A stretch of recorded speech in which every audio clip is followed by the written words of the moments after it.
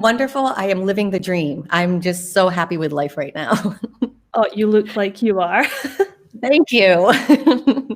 So we've just discovered there's exactly 12 hours between us just now. So Melissa is completely caffeine fueled, and I'm fueled with the buzz of today. So we're just going to chat a bit about what Melissa's been up to more recently, but we're going to go all the way back and find out how she got there and why this is important to her. Melissa, can you tell us, what did you want to do when you were growing up? I wanted to be a singing psychologist when I was about 7. And then I had this really awesome 4th grade teacher. So I wanted to be a teacher like Mrs. Lamb for a while. And then I had this really awesome school social worker in high school. So I wanted to be her. And that one stuck. So I went to school for social work. I ended up doing my internship underneath my high school social worker. And then I did school social work, which was great until I realized I'm not a big fan of screaming children. So then I figured I had to pivot. And that's one of the things I talk about with my clients is like, you might have thought that you're going to be in this one area for the rest of your life. And then you get there and you're like, ah, shit, this is not what I want to be doing. And that's okay. You just got to find out what plan B is. And so my plan B was to open up my own therapy practice. And when I was in the schools, we had a student that was transitioning from female to male. And I could not find any really good resources for that student. And so when I went out on my own, I really wanted to be able to help that student and other people just like that student. And so I really focused my branding around working with the queer community. And since then, I've been in business since 2015. And I have just exploded with, so many referrals that I had to keep on hiring new people. Ironically, I had to hire a COO, and who I decided to hire was my high school social worker. So now she works with me. And so we had this like complete circle. And she looks up to me now as much as I look up to her. So it's been a really sweet story. So right now I am doing telehealth because we can with the COVID. And I figured what not a better time to move to Puerto Rico than now. And here I am. 100% love that. I also want to go to your school because it sounds like you had a lot of role models and people that you looked up to and were influencing the way that you were shaping your life. I don't know that everybody is that fortunate. Was school a good time for you? High school? No. I always think of my high school social worker as the person that helped save me. I was very depressed, super anxious, introvert. At some points, I was struggling with an eating disorder. So it was very difficult. And my parents were divorced, and my mom had her own mental health stuff. And I'm an only child, which sounds great to most people, but only children know it's very difficult because you get all the craziness of the family. You can't spread it out amongst your siblings. So it was a very difficult high school experience, and I didn't want other kids to have to experience that too, and that's why I went into the field for therapy. That's lovely. I'm also an only child, and I can now, I guess, explain the craziness. Get it, right? Yeah, it's because I'm an only child. It's not me, it's my surroundings. Yes. And you're never bored because you know how to entertain yourself. Oh, I know, right? I love my own company, but I love being the center of attention with my friends, but I'm actually completely an introvert. I don't like being out there all the time. It's crazy. Mm-hmm. I love that you had that support network, because having a social, like I didn't have a social worker in my school that I'm aware of. I don't know if it was a thing or not. So just to have that available to you is fantastic. But the fact that you've then gone and you've found a space because you know that that's something that other people have needed, that's phenomenal. So you've gone, so we've left school.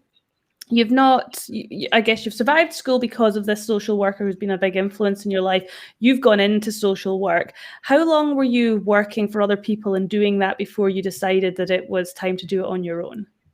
I think the only child syndrome kicked in when I'm like, I don't like working for anybody or hearing like anybody telling me what to do.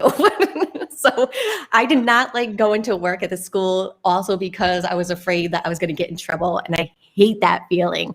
And so, once I graduated school to the time I opened up my own practice, it was probably about 8 years. So I could only handle being under somebody else for about 8 years. And then I was like, I'm done. I got to be my own person. And boy, is it much nicer not having to worry about being fired. Well, that's a good goal. 8 years isn't too bad. Yeah. Well, for social work, we actually have to like be supervised by another social worker for 2 years. And then we have to take another license exam, and then we can go down on our own. So it's like a lot of different hoops to jump through. And ironically, the students that were at the school that I worked at, it was a charter school. And the first graduating class, the valedictorian of that class now works for me as well. And so I've been kind of taking people who have made an impact on me in the past and brought them into like my world to help, boost them too. And she is an amazing artist. I have a video for my book. She's filmed it, edited it, and she even wrote the music to it. She's just amazing. And her being a part of my team has just been like a great thing. So it's like, I'm very blessed to be able to have the people that I've met along my path. And this sounds like a very good school, because this is another great person we've just found from it. Yes. So when you were working at the school, though, you were doing it for everyone. It was social work for all the kids there. Was that when you left that you decided to actually focus on the queer community because that's where you saw the space? Yeah. The interesting thing is that the charter school that I was working at, the principal was openly gay. And he said that even in my interview, because I said that my college thesis was about gay-straight alliances. So this has always been a theme in my life. And so the charter school was very open too. And it's just been a part of me. And it just felt like a natural progression too, to be like, okay, this is my love. I'm just going to continue on with this as we go forward. We were talking earlier, just before we went live, about how I love a good niche, but I am very aware that, you can't niche straight out of school. You have to find what you do and don't like and what you're passionate about. And I really like the fact that, this has obviously been something that you maybe didn't see as a career when you were studying originally, but has been a passion for maybe all of your life, but at least for most of your adult life and your studying life, that this is what you've gone into. What did you ever think that this is what you would be working in when you were way back studying it? No, because I didn't even realize like homosexuality was a thing that's been around forever. I thought it was a new thing that just came out in like the 80s, because that's when I was born. So, and then even in health class, we didn't even talk about that. And so I had no idea until like I was in high school, like later high school, like what was going on. It wasn't a new thing. And then starting to go into college, like, oh, this is like very open, like understanding and realizing like it's okay for me to also like women and men too. Like if you don't have that experience or that knowledge, you don't know. I just thought like I really appreciated women's bodies, but now it's like, okay, now I understand what it is. So yeah, I had no idea when I first started that this is going to be the field that I was in. Oh, that's so cool. And I think you're totally right that where you're saying, I thought it was a new thing, it kind of relatively is a new thing. I know it's, it's a thing forever, obviously, but in terms of having the conversation and it actually being acceptable to speak about, it's still fairly new. And, when you think about it. Yeah, I found a dirty magazine in our bathroom once, and my mom was a single mom. And I was like, oh my gosh, my mom likes women. I was completely confused. But come to find out, it was my uncle's magazine. But even at that point, I had no idea what was going on. Yeah. And then she thought it was mine because I was like mortified and I threw it out on the porch underneath a blanket or something. So she thought it was me. Oh, I love that. But it was like a weird conversation, but we didn't really talk about like what that really meant. Like, what did that mean if my mom really liked women? Like, we didn't have that. That it was just like, it wasn't your magazine. It wasn't my magazine. Oh, it's my creepy uncle's magazine. Don't know what's worse. I know, right? But you're so right. There's that need to be able to have that conversation with someone because, it's like a lot of things there's still a lot of stigma attached to them. You can't maybe openly have those conversations with friends and family. Maybe you can, but you don't think you can at the moment. Mhm. So having someone like you offering what you offer is fantastic because it's really giving someone that first conversation and the strength to be able to have the conversations that matter with the rest of their community, I guess. And it was great when I was a school social worker because the school was so small. I mean, we had each class had 34 students for each grade. And I was also the health teacher, the sex ed teacher. And so I remember sex ed being not informative to me at all. And I went in knowing that I wanted the kids to know exactly what was happening for each gender, talking about homosexuality. We had a great health class. And I have to say, we didn't have any teenage pregnancies as far as I know while I was a school social worker and health teacher there. So I like to credit myself. I was handing out condoms like they were candy. I remember when they gave them out in high school and me and my friends used them as water bombs. So that's how mature we were. Yes.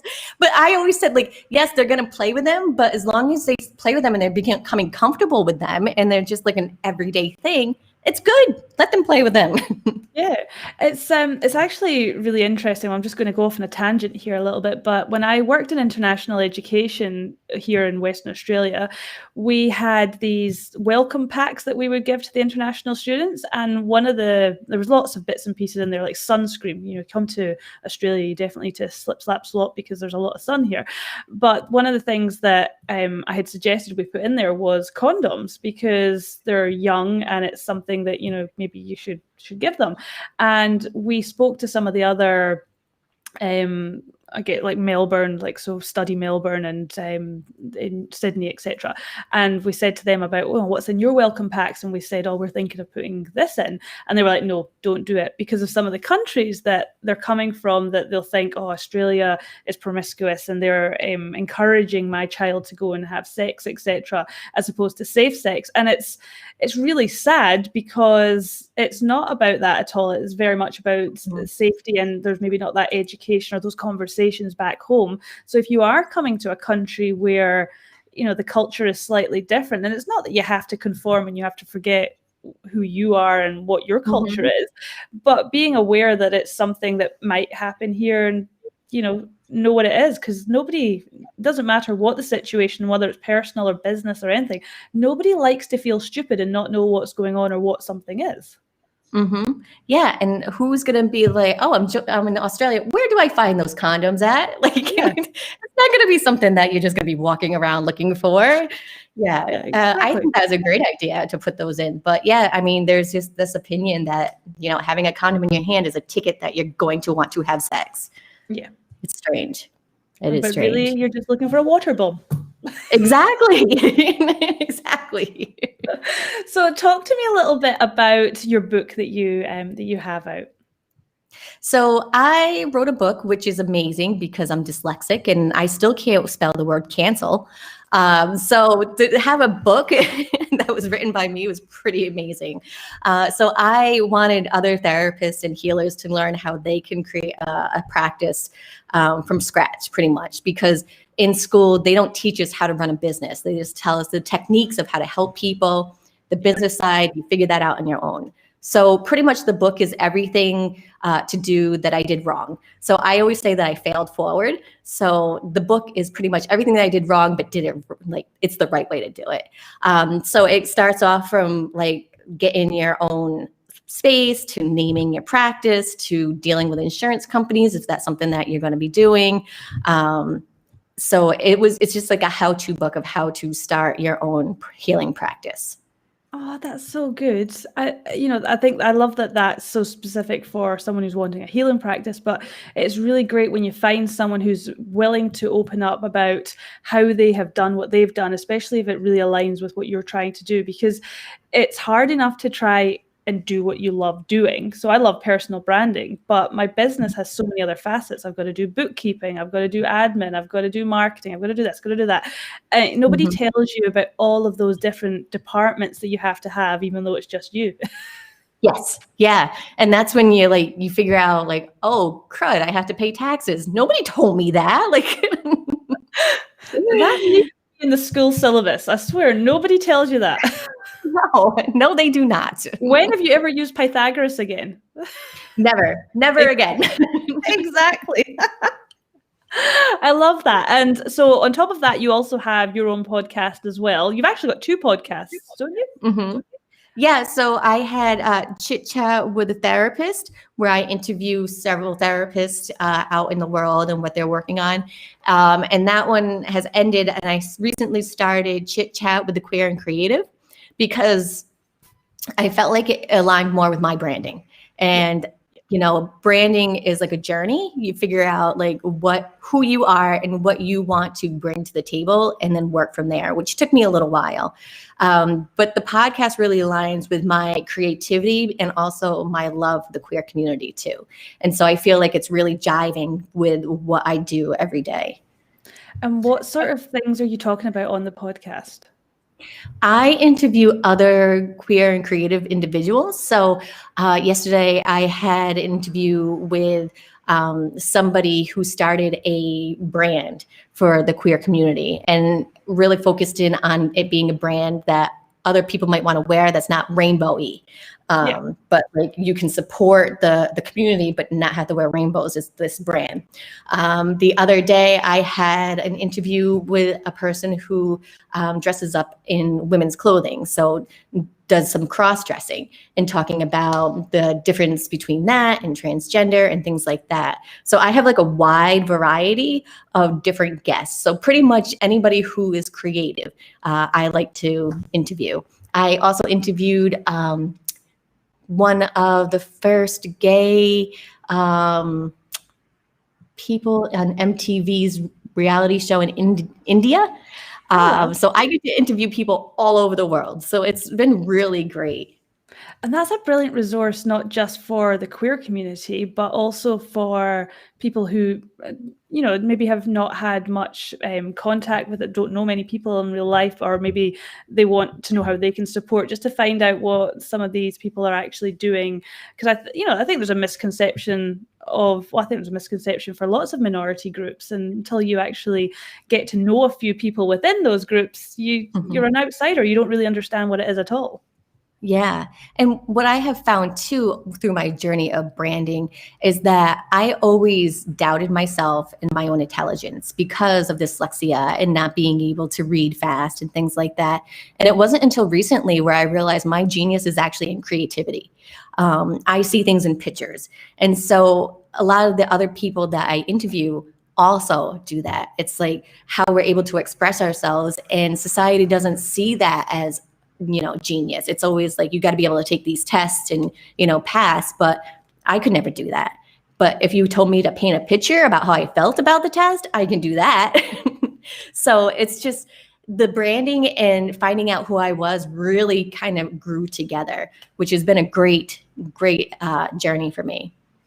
So let's talk a little bit more about you, because I know that you love going to the flea markets, or though you call it something else. What do you call them? Some people call them tag sales. Tag sales, that's the one. That was a new word for me. Yeah, so that's usually for like little sales in people's yards of their own junk. And then flea markets is like a field of tables of junk, which really gets me going. That's your thing. Yes. We call even TV shows about it. It's flea market flip. And I'd be like so giddy about it because I was actually at the flea market once when they were doing the show. And I'm like, I want to be on flea market flip. Oh, that's incredible. We call them op shops here in Australia. Oh, and I think some people call them boot sales or something like that too. Like it's out of the back of the car. Oh yeah, car boot sales, yep. Yeah. So it's different everywhere. But yeah, I like buying other people's old junk. Well, what do they say? It's someone's junk and someone else's treasure. So that's true. Yes. Giving a new life. So you're obviously very passionate about making sure that we're conserving things, we're reusing, etc., which is awesome. But you're not just buying things for wearing and around the house, etc. You're also buying things and creating art with it as well. Is that correct? Yeah. So I see things in pictures and I like to create, stuff out of used items. So it might be like an old bureau and I decide that I want to paint a mural on it of Frida Kahlo. It's just like different things that inspire me. And then I don't want things to go into the landfill if they don't have to. And then just figuring out different uses for things. It's just kind of a game, really. Oh, I love that. That's lovely. I'm actually so jealous of how artistic you are because I can hardly draw a straight line. I'm horrendous. And when I try and read my writing back afterwards, I read it and I go, what did I mean there? I can't even read my own writing. I'm a bit like that. Thank goodness for computers. Computers came around at the right time for me with spell check and being able to actually read back what I had tried to put out into the world, which is fantastic. The interesting thing is like I have a book right here, but I have to draw so that I remember what's on the page. Like I won't be able to read the other words on there, but if I draw the picture of it, then I know what that topic was. Oh, really? That's so interesting. Yeah. And for a lot of kids too, like kids with ADHD, drawing and doodling is a way for them to be able to absorb what's being said too. So a lot of kids get in trouble for daydreaming or doodling, but actually that's the way they're processing things. So doodle away. Yeah, that's interesting because I was having a conversation with a friend just yesterday actually about someone who's close to her who has ADHD, and while they're watching television, he'll also be doing something else, and she'll say to him, "You're not even watching this with me," and he says, "Well, I am, but it's just this makes my mind happy because if not, it's going too fast. Everything's going too fast for me that I need these two stimulus just to be happy with one of them." Yeah, absolutely. And a lot of people for ADHD figuring out how to work with the brain really can be helpful before even thinking about taking medication. Like some people need to jump out of planes before they can actually sit down and write a book. It's just the way the chemicals in the brain work for that person. Yeah, no, it's very interesting. We're all very interesting people, aren't we? We are. So what's next for you, Melissa? Oh, what is next? So me being in Puerto Rico, I'm moving the business down here. I'm hoping to have a retreat because Puerto Rico has been such a transformative place for me. I want to offer the opportunity for other people too. So maybe have like a 3-day retreat where I have people come in, we do like art and yoga and really figure out what the future plans are, whether it's business or life. So something like that is kind of brewing in me right now.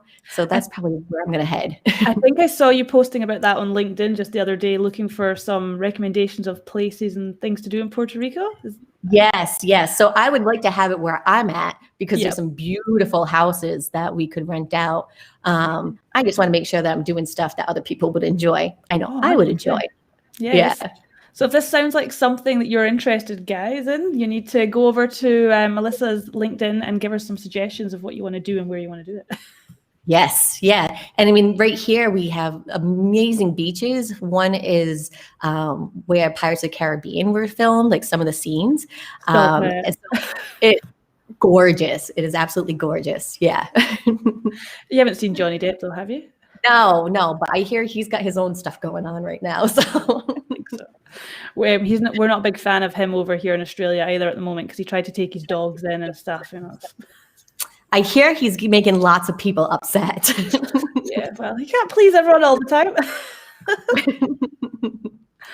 Fantastic. So, Melissa, if anyone wants to get in touch with you after the show, I'm going to put your details down in the show notes, but in case they don't like to read, can you tell them where they can find you?